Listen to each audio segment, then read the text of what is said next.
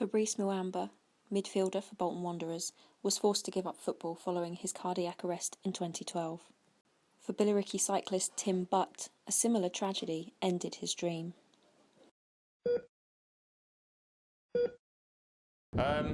Well, back in May last year, I'd just come back from Portugal, where I've been training as a cyclist. I was really into my cycling, and I'd come back to do some races, road races, and I've been home about a week. And at home, I just collapsed, and my mum found me in the conservatory, just having a fit. Luckily, she was on hand because she called 999 and got taken to hospital in an ambulance. And I had a cardiac arrest while waiting in A&E to be seen to. Luckily I was in hospital, so I was in the right place for all the medical attention services to deal with me. And you had no idea that you had any kind of condition at all? No idea.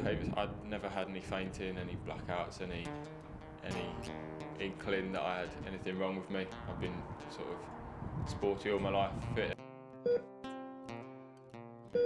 For about 2 weeks. I spent the first week really dazed, a bit dizzy. It took them about a week to diagnose an issue with me. I've got long QT syndrome, and because of that I've been fitted with an implantable cardiac defibrillator and a pacemaker, which is just a small operation and it sits in your chest up here. Tim was lucky, but for Billericay sportswoman Jenny Kerwood, it was a very different tragedy for her family.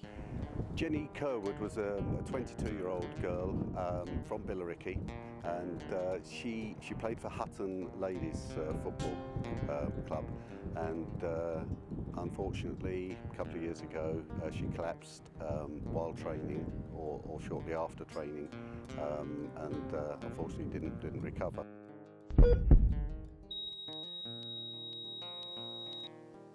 Through the community of Billericay Town Football Club, Tim and the Kerwoods are rebuilding their lives and supporting others.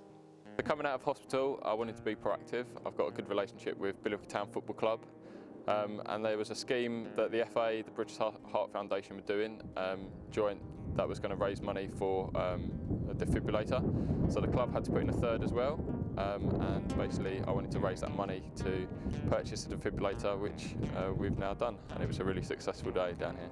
Her family, especially her brother Ross, have organised a charity match on Saturday the 3rd of May here at Billericay Town Football Club, 1 p.m. kick-off, in order to raise money for CRY. When tragedy strikes in this town, the people simply ride on.